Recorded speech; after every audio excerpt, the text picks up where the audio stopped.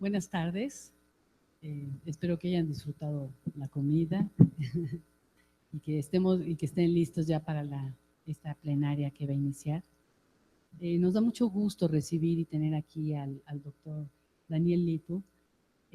Es un honor para la academia contar con su presencia. Es una figura muy destacada y que, como ahorita verán, tiene mucha experiencia en diferentes campos.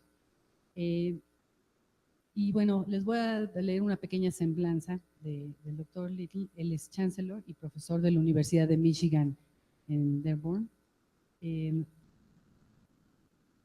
Es profesor de filosofía, también es profesor asociado del Instituto de Investigación Social del Centro de Estudios Chinos de la Universidad de Michigan en el campus de Ann Arbor. Estudió 2 licenciaturas, una en filosofía y otra en matemáticas, o sea que tiene una combinación de varios campos, en la Universidad de Illinois, y obtuvo su doctorado en filosofía en la Universidad de Harvard en 1977.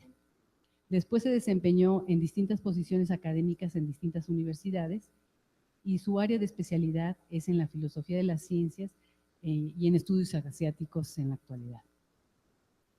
Bueno, el doctor Little ha presentado ponencias y participado en seminarios en muchas universidades de Europa, China e India, y sus más recientes libros incluyen New Directions in the Philosophy of Social Science, The Future of Diversity, New Contributions to the Philosophy of History, y un libro reciente es The Paradox of Wealth and Poverty.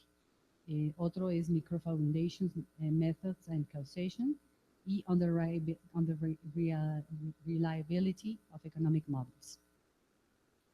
Además de servir como Chancellor en la Universidad de Michigan, Dearborn, forma parte de los consejos del Nuevo Detroit y de la Liga Urbana de Detroit. Es un académico activo y ha escrito y dado múltiples conferencias sobre los fundamentos de las ciencias sociales.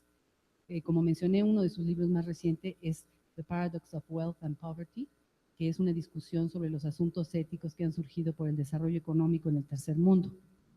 Está activamente involucrado en la comunidad metropolitana de Detroit y también forma parte de muchos consejos en Michigan concernientes con los derechos civiles, las relaciones raciales y para el mejoramiento y la comprensión intergrupal.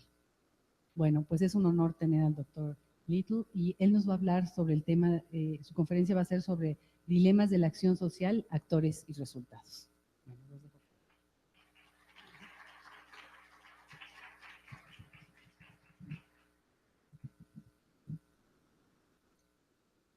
Well, thank you, Rosario, and thank you both to Rosario and her colleagues for inviting me to participate today in this really wonderful gathering of scientists and humanists across the spectrum. This is the kind of event which is the happiest occasion for me, involving both scholars from many disciplines, but also international scholars. And I profoundly agree with the experts and dignitaries who kicked off this morning's session about the value of interaction across disciplines, but I would also say across nationalities. So thank you for involving me, and I'm very pleased to represent one small wedge, anyway, of the social sciences. My topic today is dilemmas of social action, actors and outcomes. And I plan to talk about one particular, but I would say large and important piece of sociological method and sociological perspective on what the problems of social research really come down to. I open with this slide of multiple photographs. Each of these is a photograph of individual people, individual actors, individual socially situated persons doing various things. But they are also photographs which capture hugely important, globally important social outcomes. On the left, you see a family of Chinese people during the Great Leap Forward famine, in which 20 to 30 million Chinese people died. And so the outcome is the occurrence of an abrupt famine which lasted for 18 months and killed tens of millions of people. And a sociologist, a social scientist, a political scientist can ask, why did that happen? How did it happen? In the center, you see a photograph of Americans lined up during the Great Depression. Again, individual people in an outcome which is a globally important hugely complex interaction of institutions and singular events and political institutions and so forth, leading to a very important social outcome. On the far right, you see a scene from the American Civil Rights Movement. This is actually the occupation of Cornell University by Black students, I believe, in 1968. Again, individuals changing history, individuals contributing to history. Lower left, you see a photograph from my hometown, Dearborn, Michigan. This is an historic moment in the creation of the United Auto Workers, a struggle between the Ford Motor Company and the emerging United Auto Workers. It represents both the courage of these particular individuals who are being beaten by guards. I was about to say thugs, but guards from the Ford Motor Company. And they changed history because they helped to create a powerful labor movement in the United States. And a sociologist, a political scientist, can ask the question, why did it take so long? And can also ask the question, why did it prevail in the 1930s and 40s? And so forth. So the point I'm making with these initial slides is to say that sociology is both about individuals and it is about an historical and social setting. And the big hard questions for sociologists are exactly to find ways of investigating these large outcomes which are appropriate to the nature of the social world.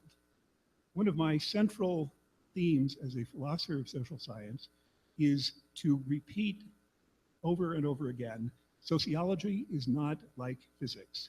Sociology is not like physics because the social world is not like the natural world. The social world is very heterogeneous. It has contingencies all over the place, and it involves entities which are themselves plastic and changeable. And so the social world needs to be treated in a way which is different from the way we treat astronomy or biology or the theory of evolution.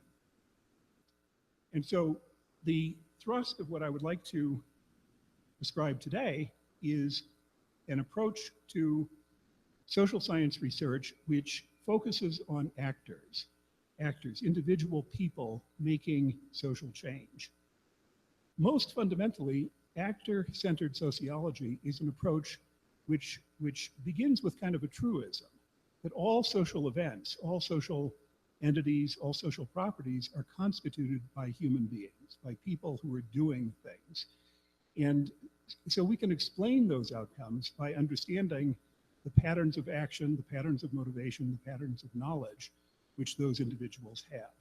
That is one of the key assumptions of actor-centered sociology. It is, by the way, also one of the fundamental explanations of the heterogeneity and contingency of the social world, which I just mentioned. But actor-centered sociology also suggests a pattern of explanation, because it suggests that we can explain large outcomes like the formation of a labor union or the occurrence of a famine or the occurrence of the Great Depression. We can explain those large social outcomes as a result of complex interactions of actors at various levels. So actor-centered sociology is basically saying, how can we understand these large social outcomes as a consequence or an emergent fact deriving from the choices, actions, beliefs, and knowledge of individuals. Actor-centered sociology suggests to sociologists and to other social scientists that it's really important to pay attention to the particulars of actors, agents, human beings as they behave. So if you're in a university, or if you're in a factory, or if you're in a collective farm in China, in order to know how those institutions work, how they change, how they develop, what kinds of crises they may come to, we really need to understand quite a bit about the circumstances of behavior which characterize the individuals who are at work in those institutions. The Great Leap Forward famine, for example, was very much a consequence of interlocking patterns of behavior of a state which was demanding a rapid collectivization, of intermediate level political officials who were reluctant to tell the truth about agricultural yields, and about individuals on farms who had mixed incentives about consumption and production and so forth. Well, in order to explain the famine, you have to be able to say something fairly specific about those political actors, those farmer actors, those regional powerful figures, and so forth. So what you see on this slide is an account or a kind of a diagram of different approaches which have been taken to sociological research. And the thrust of what I would like to focus on today is inside the ellipse on the right side of the frame. These are the actor-centered approaches. But you might think that actor-centered sociology all takes the same form, but it turns out that that's not been true. That in the world of sociology and political science and economics, there have been very different ways of approaching the idea that actors make the social world.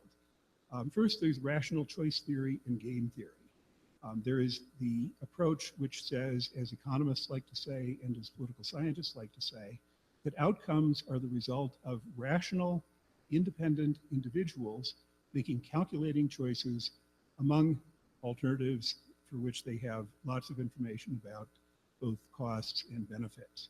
So rational choice theory tries to understand all the actors according to one standard model of calculation and motivation. It is to maximize utility, and all actors are considered to be the same. But a second approach is what I will refer to as a thick theory. Rational choice theory is a thin theory of the actor. A thick theory is found in lots and lots of kind of examples of sociological research, and the ones which I'll mention today are microsociology, also symbolic interactionism, which is largely associated with the name of Irving Goffman, and a new development in sociology, which is to take some of the content of American pragmatism from the early part of the 20th century and to bring pragmatist thinking into sociology and into a theory of the actor. So that's a second large body of thought about who the actors are. A third body is something called analytical sociology. It is an emerging sub-discipline within sociology, and it is an attempt to explain all social outcomes as a result of individual activity on I would say, a kind of a modified rational choice framework, what is called a desire, belief, opportunity framework, DBO framework. And in this approach, analytical sociology tries to explain things like the occurrence, the success or failure of a consumer boycott, residential segregation, lots of social processes. Analytical sociologists try to understand those outcomes as the aggregative consequence of individuals acting in a prudential or otherwise kind of rational way. The fourth idea that I want to talk about today is agent-based modeling. Agent-based modeling. And you see that agent-based modeling kind of cuts across all three of the basic frameworks. Agent-based modeling is, it's a simulation technique which gives an abstract description of the agent's motivations and modes of decision-making, and then uses a mathematical representation to work out the aggregate consequences of the agents. So these are four approaches, and you might say they're all basically aimed at the same thing. They're all aimed at explaining large social outcomes as a result of the assumptions we make about the individuals who make up those outcomes. But actually, part of what I want to argue today is that they are really quite different. A rational choice approach and the approach taken by analytical sociology, precisely because they depend on very thin assumptions about the nature of the individual. For that reason, they're really aimed at creating an ability to model or to simulate social outcomes, but they're really very bad at understanding any particular social environment.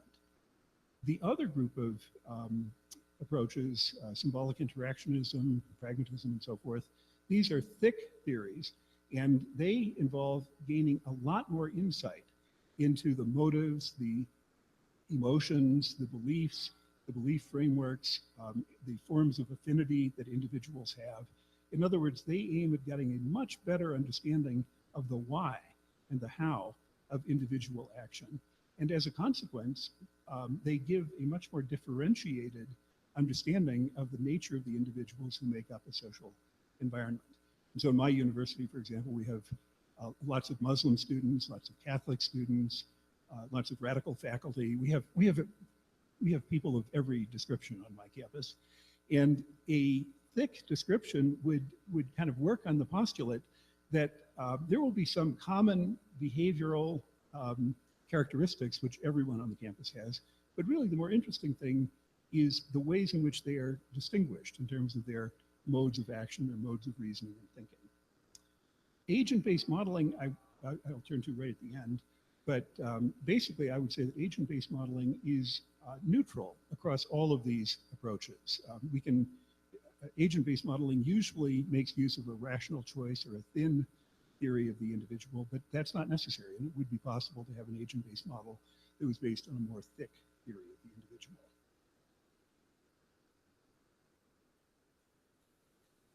This is a kind of quick effort to give a description of kind of the ways in which the actor-centered approaches, which I've just been describing, are distinguished from each other. But a couple of facts, I think, kind of jump off this diagram. One is that the thick theories are also relational theories, so that it is characteristic of pragmatists and symbolic interactionists to understand that individuals don't act as atomistic individuals. They don't act simply on the basis of what's in their own heads. Rather, they act on the basis of relations with other persons. The economic rationality, the rational choice approach, tends to be more of an atomistic theory.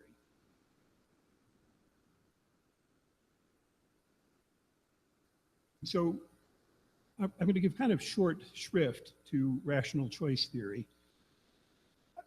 I think no one would doubt that rational choice theory, that economics, that political science, that these have been powerful social science disciplines. And so it's fair enough to give recognition to the power of rational choice theory.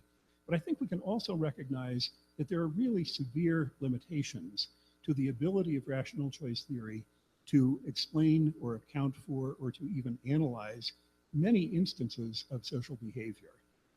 When you saw the instance of the Ford goons beating up the leader of the United Auto Workers, for example, it's really not enough to know that they all have economic incentives. We need to know that the labor leader has commitments, that he has an emotion of solidarity, that he feels the support of the many hundreds of people who are standing behind him. These are things which are not a part of a rational choice analysis. And it's very difficult to see how you could incorporate these other features of motivation into a rational choice analysis. So generally speaking, I would say that rational choice theories don't do a very good job of allowing for context, emotion, the idea of political commitment or community commitment. It doesn't do a good job of accounting for norms and values. I'm going to give you one example, and this is to sociologists a very familiar diagram. This is referred to as Coleman's boat because it kind of looks like a boat, but it is James Coleman's analysis of the relationship between macro social facts and micro social facts.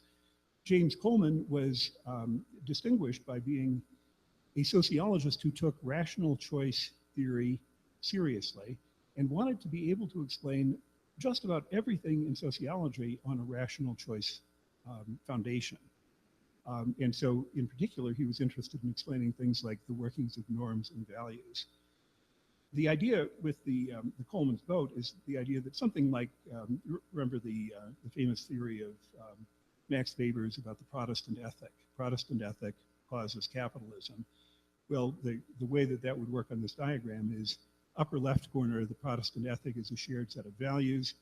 Then going down leg one, it influences individuals who then frame their expectations and motivations and aspirations in a certain way. They then interact with each other, that's leg two. their interactions then re-aggregate to something else, and that something else is capitalist market society.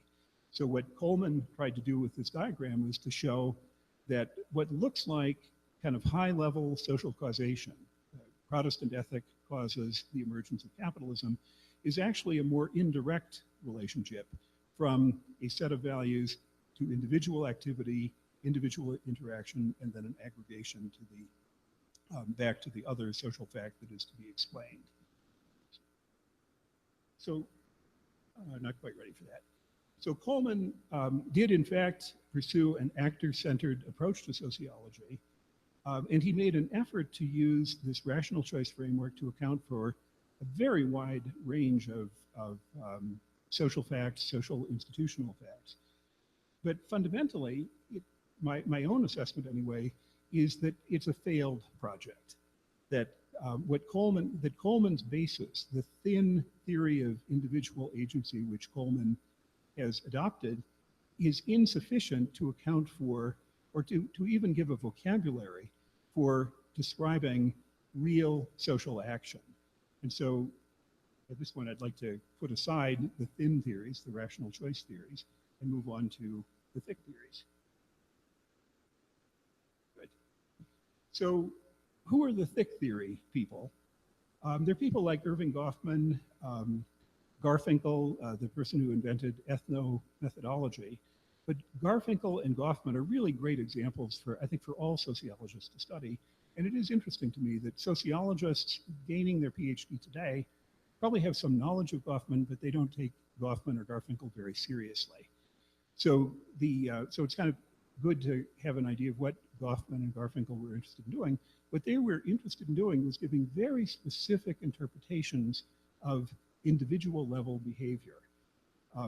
One of Goffman's great examples is of behavior within a mental institution, looking at psychiatrists, patients, orderlies, cooks, and so forth, and noticing that everyone behaves differently according to their role.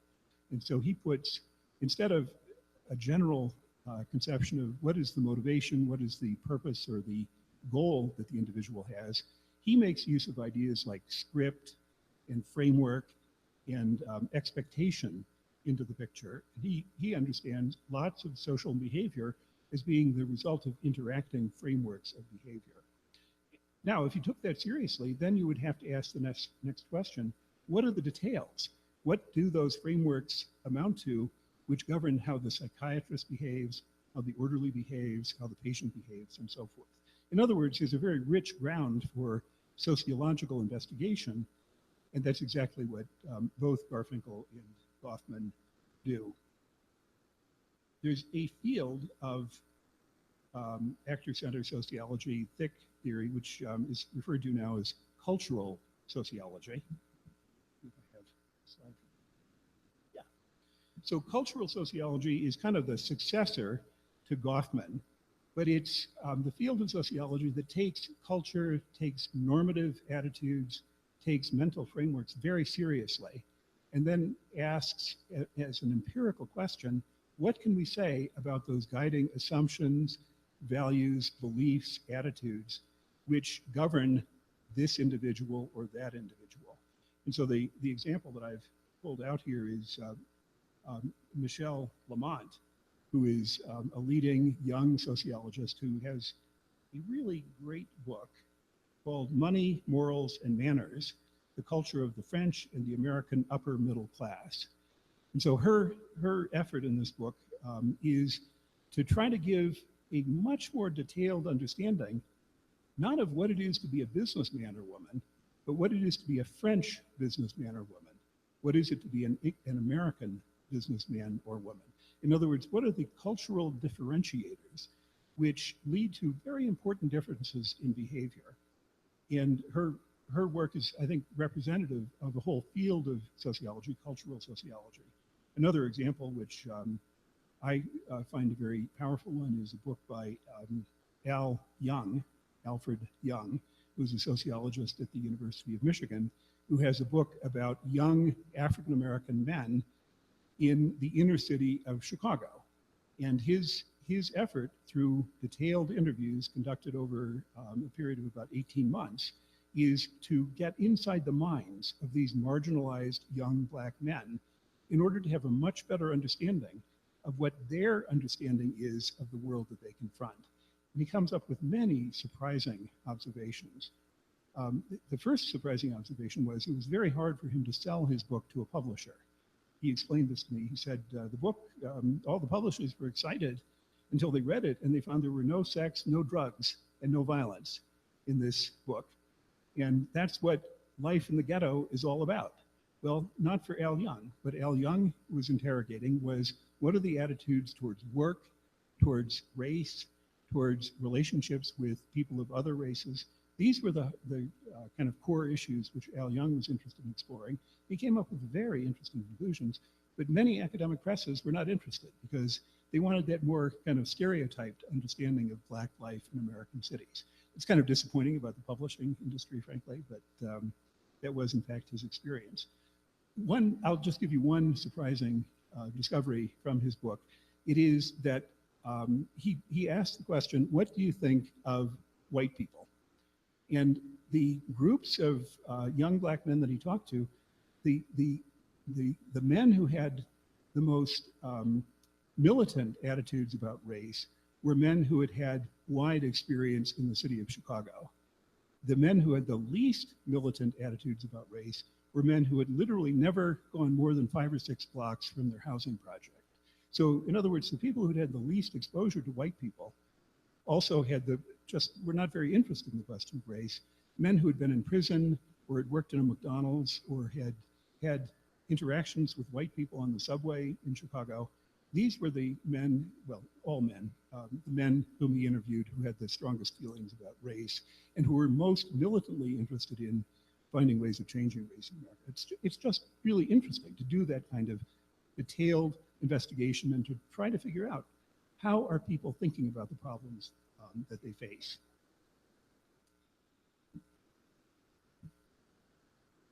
So I've already said a couple of words about Goffman. I think I'll move on to the new pragmatism.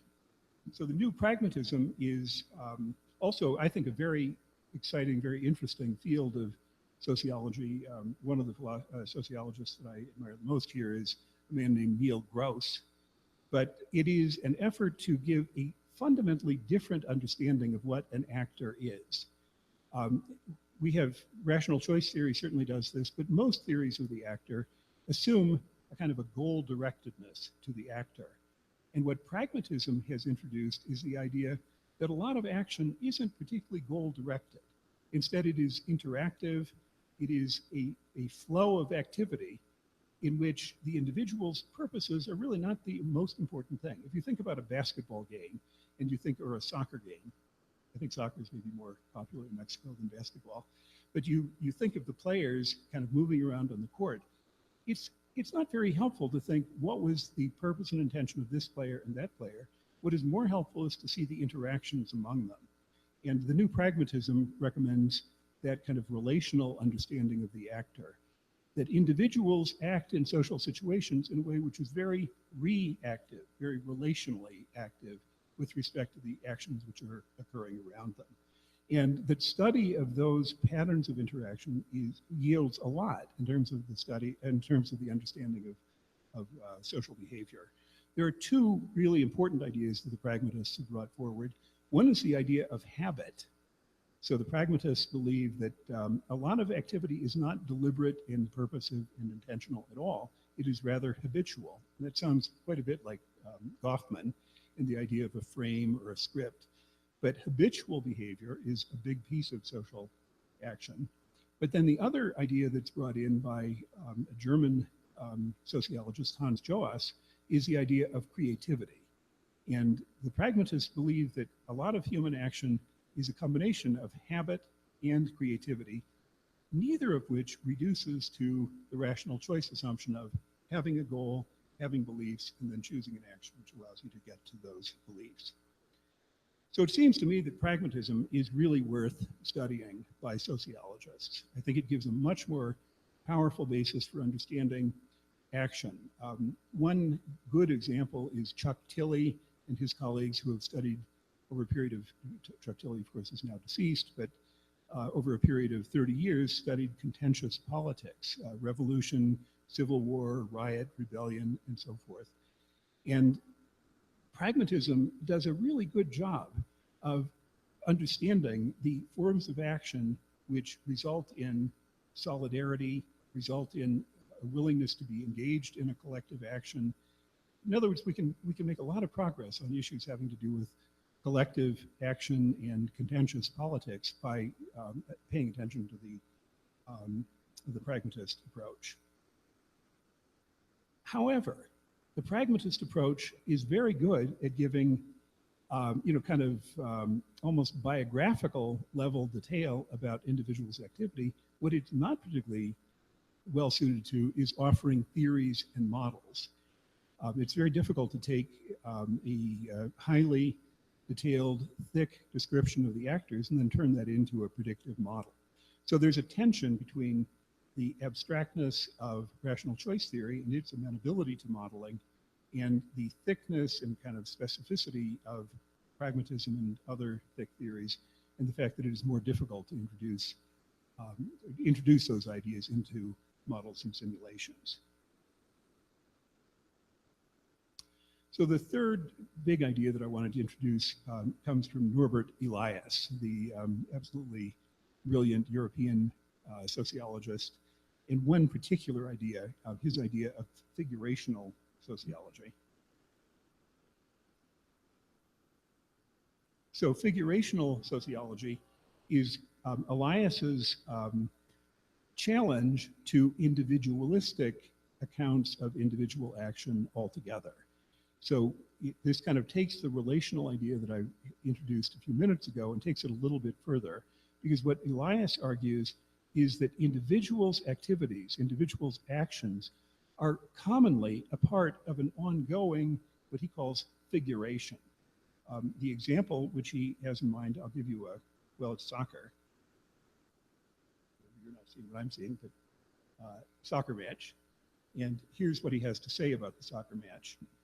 The game process is precisely that, a flowing figuration of human beings whose actions and experiences continuously interlock, a social process in miniature. One of the most instructive aspects of the fast-changing pattern of a football game is the fact that this pattern is formed by the moving players of both sides. This is a really very different way of thinking about individual action.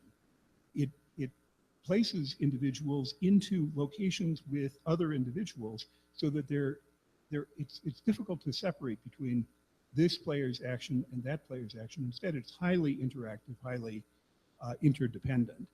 And it seems to me, anyway, that this is a pretty deep addition to the theory of the actor, because so many aspects of social life do involve this kind of back and forth interaction. A conversation, for example, is a good example. The conversation takes its shape as a result not just of what I say, not just of what you say, but of the interaction between us. And if we're having a debate, then we also have some expectations about what's involved in prevailing or not prevailing. In other words, we can learn a lot about social interaction by observing these kind of small-scale human interactions which involve something like teamwork and competition. And that's really what Elias is getting at with the idea of a figuration. But here again, it's very difficult to see where to go with this idea of figuration. It's hard to see exactly how you could use the idea of a figuration as a basis for a systematic explanation of something. In other words, how to go from a description to an explanation. And I have kind of racked my brain to try to figure out how how we could incorporate figurations into something more like a simulation. I'm sure it's not impossible, but it's kind of difficult because partly because it does not disaggregate onto the individual activities of each individual.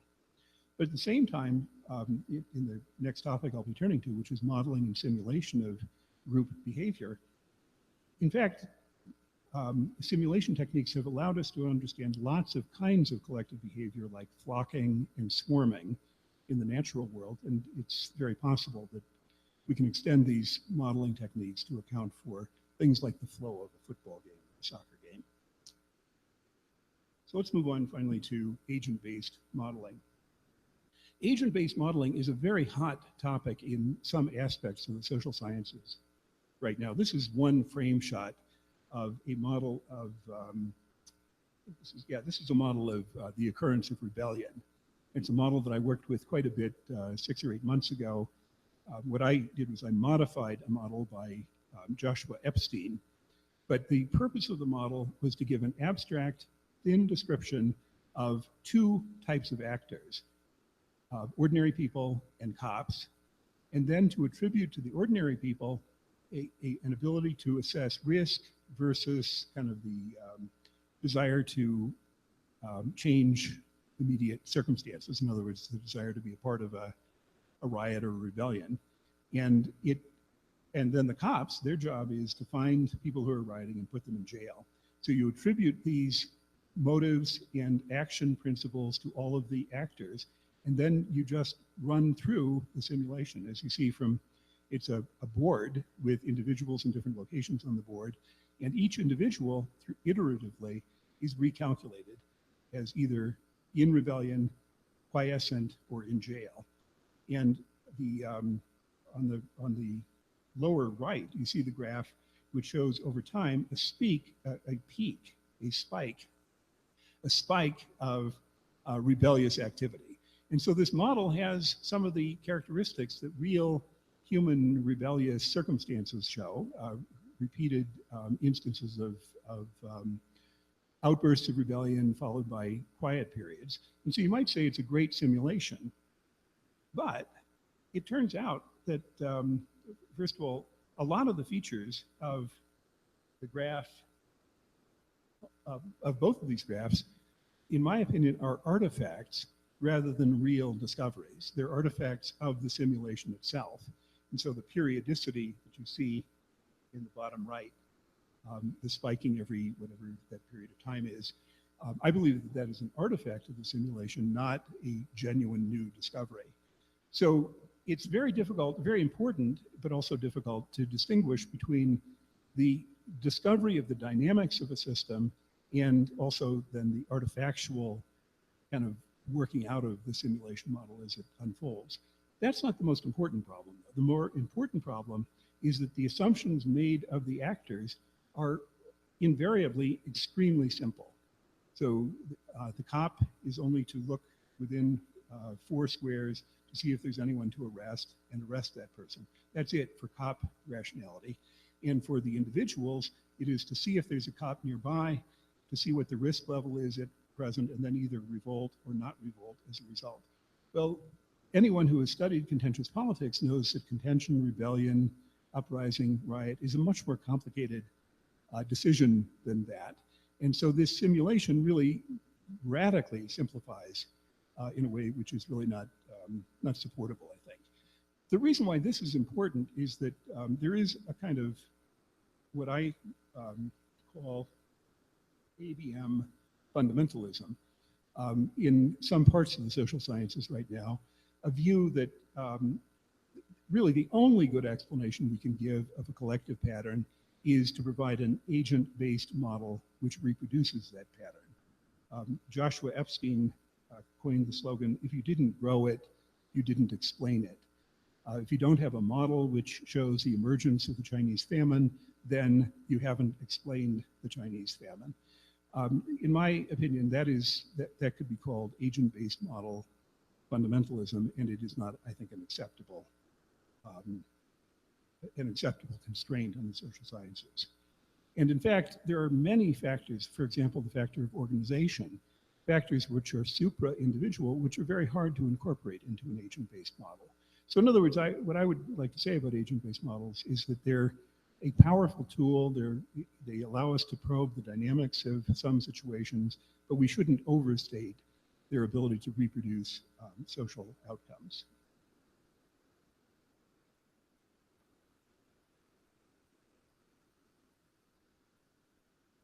If, for example, you were interested in kind of understanding the politics of, or the political situation of a politician like Donald Trump, who right now is trying to whip up nationalism, nativism, racism in the United States, you would really need to have a very complicated story to tell about previously existing groups, about the motivations which various parts of the American electorate have. If you want to have a good explanation of Donald Trump, you shouldn't look for an agent-based model. So my conclusion here is that the main distinction among these actor-based models, well, there are really two main distinctions. One is the distinction between thin and thick theories. And my inclination is to say that we really need to give more attention to the thick theories. We can't dismiss rational choice theory or economics, but we should give more attention than the discipline of sociology currently does to providing more richly developed accounts of the mentality, the mental frameworks of the individuals in various social settings. And then the other distinction is atomistic versus relational understandings of the individual. And here again, it seems to be that the relational theories really need to be given more force than they currently are given. Thick theories, including pragmatism and ethnomethodology, provide us with a basis for investigating particular social settings in a lot of detail. And they provide an in-depth basis for explaining and understanding the choices and behavior of the individuals whom they study. But thick theories are not so easily incorporated into simulation models or general theories, exactly because they do not provide abstract general characterizations of the individual's activity. For me, there's a conclusion that follows here, and I think it's an important conclusion for the social sciences, sociology in particular. It is that there's no single method which is the right method, that we really need to kind of insist on the principle of pluralism in the social sciences. We need to understand that social science research reflects and should reflect lots of antecedent theoretical ideas, lots of assumptions about actors, lots of assumptions about how best to represent complex social processes. And the social sciences will succeed best when they are more capable, frankly, than a lot of the disciplines have been, to incorporate multiple perspectives into their disciplinary matrix. I think we're probably all aware of the struggles which have occurred in economics, political science, and sociology over methodology, with one faction, whether it's quantitative sociologists or formal rational choice theorists in political science, or I don't know, extremist, fundamentalist, rational choice theorists in economics, with the kind of orthodox view saying we're the only appropriate methodology. And I think that's a huge mistake in the social sciences. We need to be eclectic, we need to be pluralistic, and we need to be rigorous. But it is possible to do better social science by incorporating multiple perspectives. I think that thick sociology is an important perspective in the methodology of the social sciences. So thank you very much.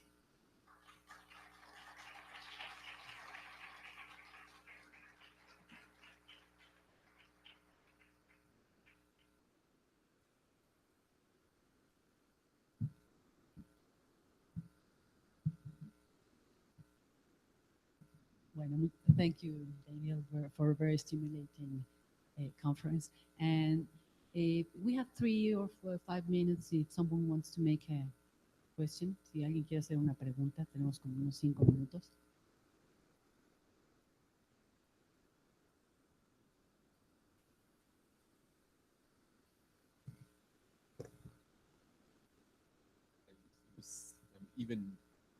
I'm completely out of this field, but I think I understood. But I have a question concerning the subjects of this modeling, the people.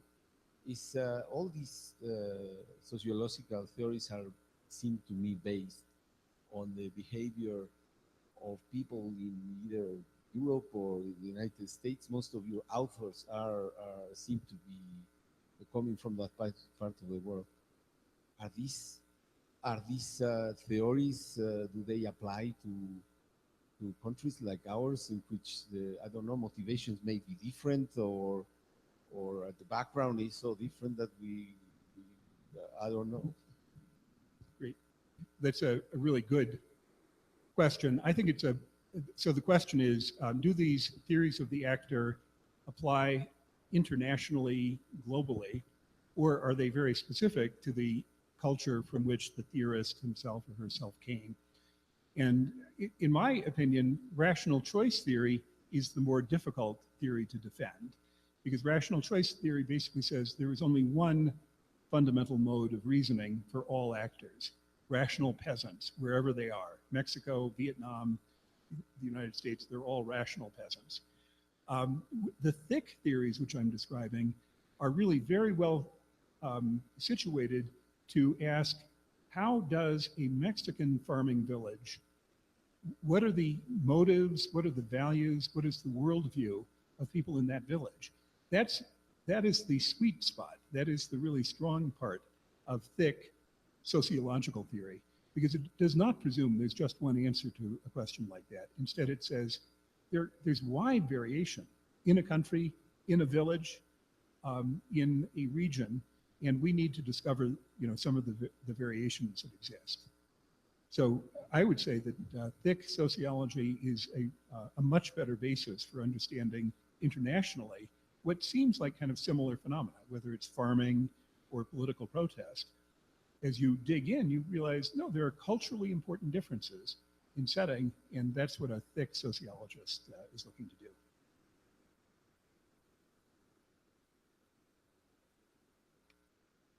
It isn't clear, it was very clear to me when you presented the soccer match, the football game, that you had this multiple interaction and very complex and iteratively changing action. And that's very important.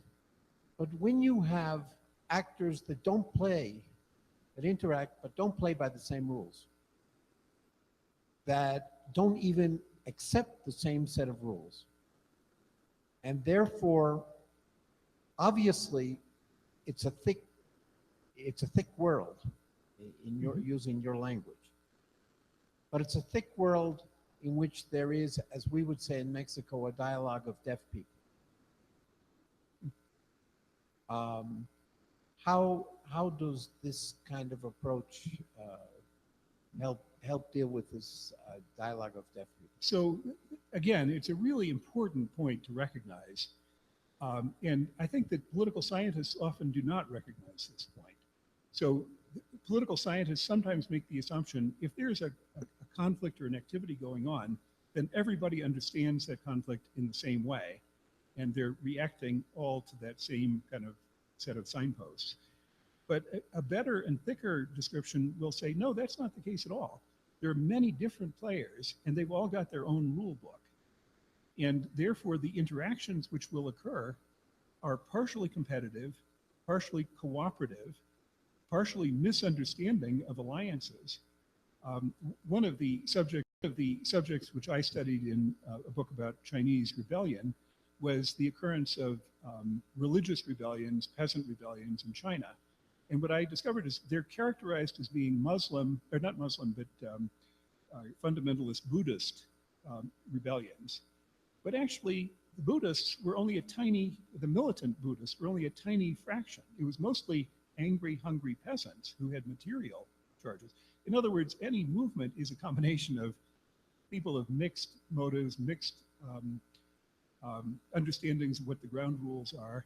And that's exactly, again, the strong piece for this more historically textured approach to understanding the actors. A follow-up on that. The real challenge for those models, it seems to me, is to understand the institutions within which they're working. In our country, for example, there's no basis for, there's no institution which is capable of sitting down people to have a dialogue. How does that play out in these kind of models? So I guess you can kind of think of institutions as being ways of solving certain kinds of problems. One is a problem of information exchange. Setting the ground rules really simplifies an interaction, a competition between contending parties. So if, for example, labor union and management, if there are clear ground rules about negotiation, then only a small number of issues have to be resolved. But if the kind of horizon of possible disagreements and also possible methods is completely open, then you don't know if it's tomorrow it's a conversation or tomorrow it's a firebombing. Well, institutions narrow that range of possibilities and therefore make collaboration, cooperation, as well as competition more orderly. But it is, of course, sometimes true that there aren't effective rules, and in that case, you know, the most you might be able to say is there's kind of a loose alliance on this side, a loose alliance on that side. There are mixed motives on both sides, and it's going to be a pretty messy conflict.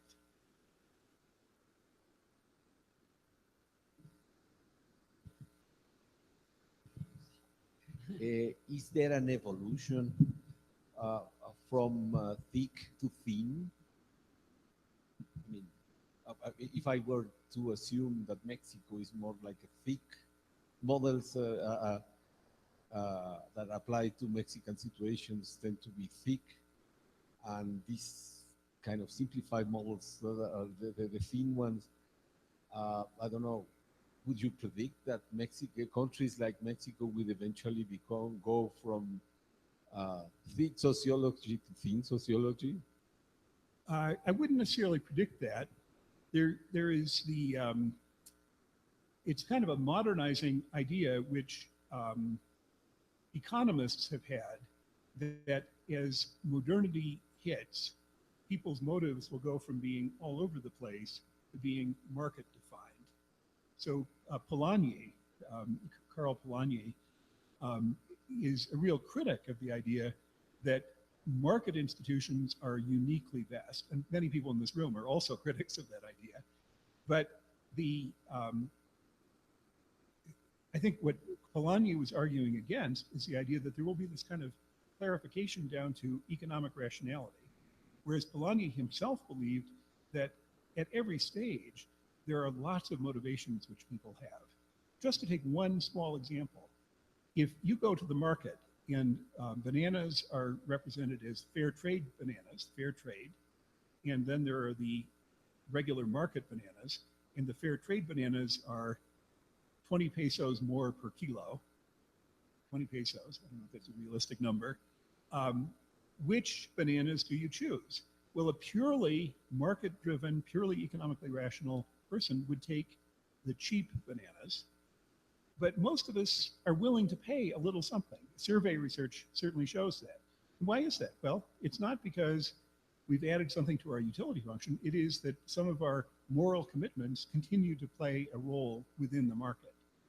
And I guess I kind of agree with that idea, that I do think it's kind of a Polanyi idea, that people's motivations really are thick forever. And economic rationality does come to prominence in some settings, but it is also possible to disrupt that logic. I mentioned Donald Trump a few minutes ago. Donald Trump is appealing to people whose objective interests are badly damaged by Donald Trump's program. So why is that? Are they economically irrational? Yes, they are economically irrational. Are they flatly politically irrational? Well, no. Maybe white racism is really important to them.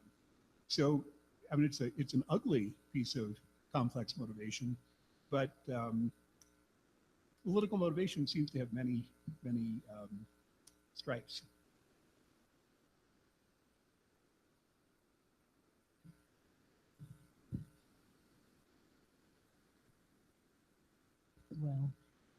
Well, we thank you, Daniel, for this very interesting talk.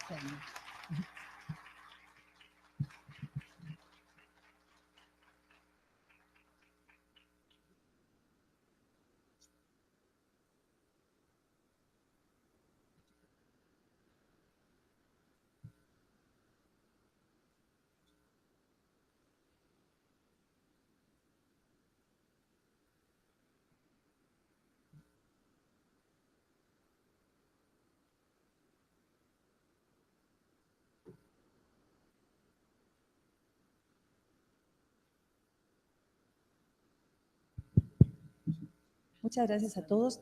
Y ahorita en el auditorio B se presentará la plenaria de ingeniería. Muchas gracias. Pues ya, en unos cuantos minutos. Gracias.